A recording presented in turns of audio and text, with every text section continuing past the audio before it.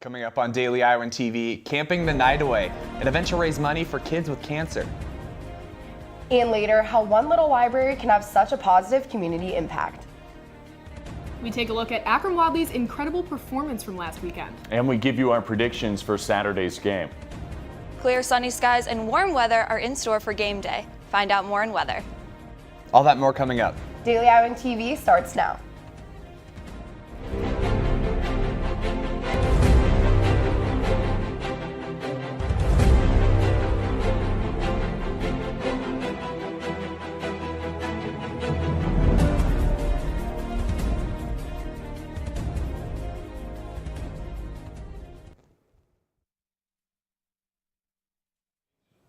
Good morning and thanks for joining us. I'm Becca Scadden. And I'm Cole Johnson. For videotaping the sexual abuse of women, an Iowa City man, Nathan Shalash, will face 10 years in prison. Shalash's trial ended last night at the Johnson County District Court. Shalash is a former University of Iowa student. He initially faced 40 charges, 18 counts of sexual abuse and 22 counts of invasion of privacy. In July, he pleaded guilty to 6 different charges. The others were dismissed yesterday as part of the plea agreement. In addition to the 10 years, he will be in prison and also be listed on the sex offender registry for 10 years following his time in prison. There has been a decrease in Iowa State Patrol troopers.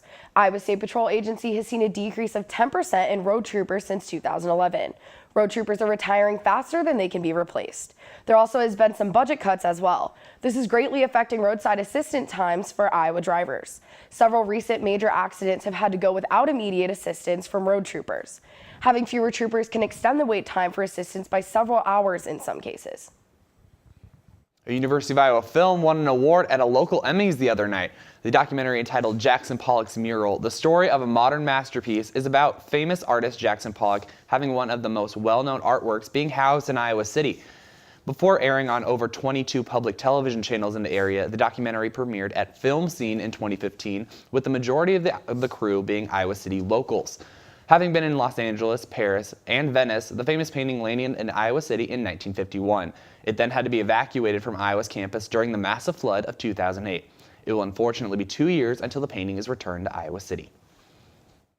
U.S. Senator Joni Ernst has announced her meeting with Johnson County. Ernst had a meeting in March in Cedar Rapids that drew around 1,000 people. The crowd asked her to hold a public forum in Johnson County. Ernst agreed and now has set a date for that public forum. The event will take place on September 22nd at 2:30 p.m. in the University of Iowa Memorial Union in the main lounge. The Big Grove Brewery hosted the Camp the Night Away fundraiser. Daily Iowan TV reporter Gustavo Mir has more. Children's Cancer Connections event, Camp the Night Away raised money for families affected by childhood cancer. The event included food and live auctions. The proceeds from tonight's event are going to cover the programs that the Children's Cancer Connection offers their children and families. We serve families that have been affected by childhood cancer. Handbid is a mobile silent auction app. It is brand new this year and will allow those who couldn't attend to bid live. To notify you when somebody outbids you, so it's nice to know right away when somebody beats you to the punch and you can jump back on it on something you really want. You can download the Handbid app on the App Store, and after you've done so, you can immediately auction. Be sure to turn on your notifications by going to the alerts and under settings so you can be notified of the auctions. This year, Northwestern Mutual made a pledge of $160,000 over the next 5 years. The partnership will help send kids fighting cancer to camps. Well connected within Northwestern Mutual and Beat Cancer today, so excited to be down here and raise some money. Children's Cancer Connection hosts 2 camps during the summer. 1 week in June for kids going through cancer treatment, and the second week in August for their siblings. Well, it looked like they had some really nice weather for that event. Yeah, absolutely, Cole. And it's been pretty warm the past couple of days, especially for September. Let's toss it over to Lauren in the weather studio for more on what the weather's going to be like this week. Lauren? That's right, guys. We have definitely seen some beautiful weather this week that will be continuing throughout the weekend. This morning, we can expect partly cloudy skies with a high of 91 degrees and a low of 66 degrees. And those temperatures will be staying relatively the same as we move into the evening. Now let's take a look at what's in store for the rest of the week. Tomorrow, we can expect mostly sunny skies with a high of 91 degrees. Sadly, those sunny skies will disappear Sunday as we can expect scattered thunderstorms in the morning. Monday, we can expect a high of 81 degrees with scattered thunderstorms returning in the evening. Tuesday, we will see partly cloudy skies with the highs in the upper 80s. And Wednesday, we can expect more thunderstorms with the high of 85 degrees. That's all I have for you in the weather studio today. Guys, back to you. For the second year in a row, Iowa City will host the Cyclocross World Cup. Iowa City's Jingle Cross Festival kicks off today and goes until Sunday. This weekend's festival will host more than 65 amateur racers, as well as 2 nights of professional races. There will also be live music and beer at the Johnson County Fairgrounds.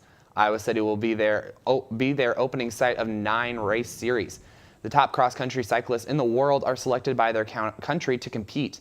For all the football fans out there, on Sunday, all ticket holders to the Iowa North Texas football game will get free entry into the Jingle Cross Festival. Tune in to next week's show to find out how the event went. The Little Free Libraries are quietly bringing the Iowa City community closer together. Ethan Gutstein has the story. The Little Free Library is located all across Iowa City, including at the Gloria Dei Lutheran Church. This is where you can come take a book and exchange it for a book that you already own. There are currently 50,000 Little Free Libraries around the world, including in all 50 U.S. states. Iowa City, known for being the UNESCO City of Literature, is home to over 40 registered Little Free Libraries. The Gloria Dei Lutheran Church Minister of Congregation Life, Pam Larrabee Zierth, loves the Little Free Library's existence. It's pretty exciting to have people notice it. That's why we put it kind of so close to the sidewalk. Not too far from Gloria Dei, the Zion Lutheran Church has their own positive experiences with the Little Free Library. Senior pastor of the church, Mark Priest, talks about how significant the Little Free Library is. I think it's a significant thing that the church is about hospitality and welcome, and this is another way that the church can be present in the north side, to be present to the residents in the neighborhood. Parish administrator at Zion Lutheran Church, Shannon Essman, says the Little Free Libraries speak to Iowa City as a whole. I think it speaks volumes, literally, about Iowa City and the identity of Iowa City. Ethan Gutstein, Daily Iowa TV.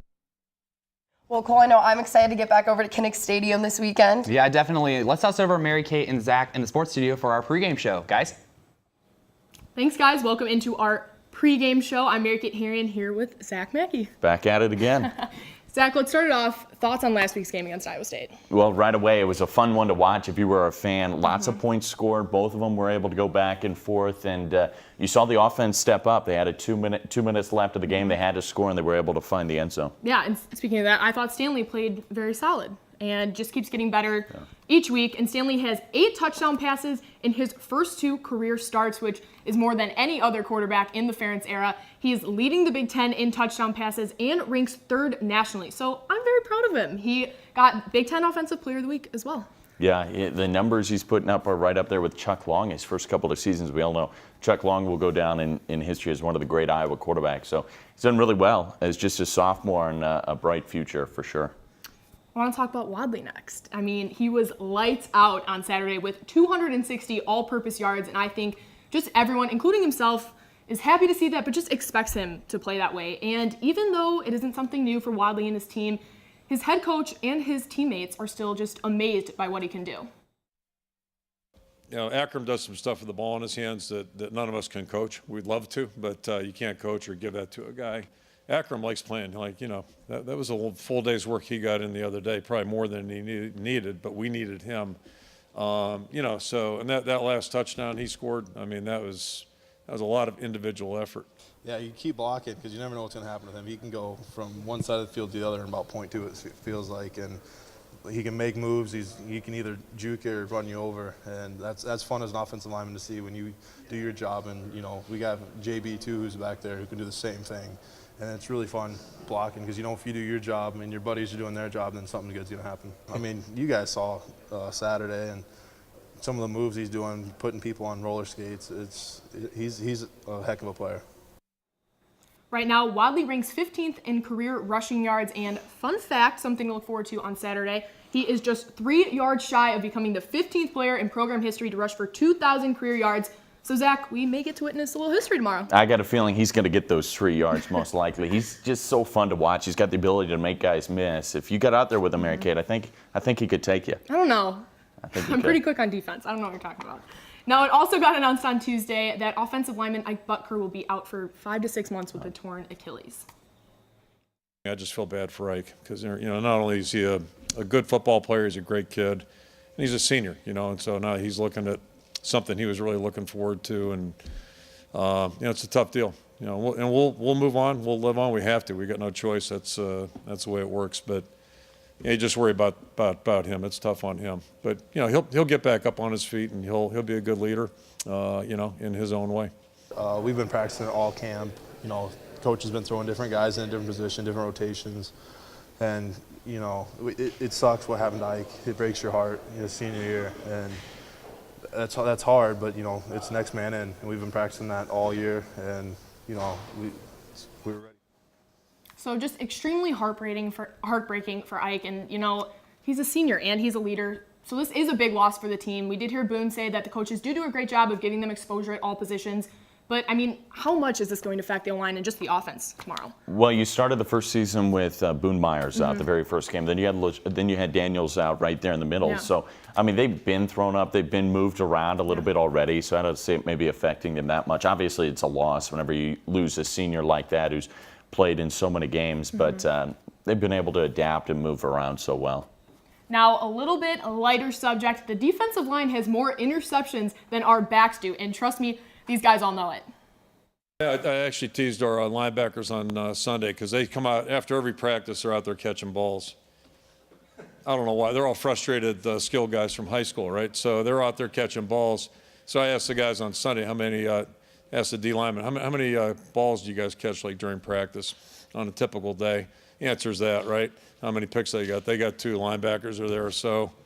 Yeah, we'll see. We'll see what happens the next 10 games. But right now it's 2-0. It's you know, we practice catching after practice, you know, pretty much every day, and they don't practice at all, and they got more picks than all of us. So we haven't really made it a competition, but I mean, we know they're winning, so it's kind of like, dang, we gotta pick it up because they're gonna talk trash to us. So the line is winning 2-1 right now, and Josh Jackson, who you all just saw, having that 1 interception for the secondary. Yeah, those. I mean, how big of an interception was Parker Hesse though last week? Huge. Yeah, no, it definitely. And he looked like he was just there. He looked down and it was in came at the right time. Yeah, exactly. All right, well, Zach's favorite time. I'm 1-1 now for predictions. But let me guess, Zach. Are you gonna take Iowa for the 3rd time now? No, you're 1-1. I'm 2-0 so far, undefeated. Haven't been beaten. I'm going to go with Iowa over the Mean Green. Shocker. Mean Green have been able to put up a lot of all-purpose yards. They're averaging close to 600 right now, but I think the Iowa defense is going to be able to contain them. So I'm going to take Iowa again. Wow. I know, 2nd time. But that North Texas quarterback threw for 424 yards and 3 touchdowns in their loss to SMU. So, and had a 72-yard bomb to a former, my favorite team, Notre Dame wide receiver. But so I think it's a big game for the defense, but it's a big game for the offense as well. But I do have Iowa in it. And I think Stanley was in command last weekend, so I'm excited to see him get out there and do that again. But unfortunately, that's it for me and Zach. But tune in every Friday morning for our weekly pregame show. And come back on Mondays for highlights from the game. Guys, back over to you. That's all we have for you today on Daily Iowan TV. Be sure to check out our website, dailyiowan.com, for all the latest news between now and Sunday. For Daily Iowan TV, I'm Cole Johnson. And I'm Becca Scadden. Have a great day.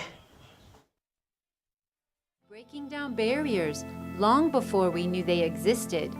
Dottie Ray, a revolutionary trailblazer and Iowa City radio personality for over 50 years. Foundation builder for journalists. Please join us in sharing Dottie Ray's story on the big screen. After the showing, a panel discussion about Dottie's life will follow. It's all part of Habitat for Humanity's She Built the Future. For more information, please contact Habitat for Humanity.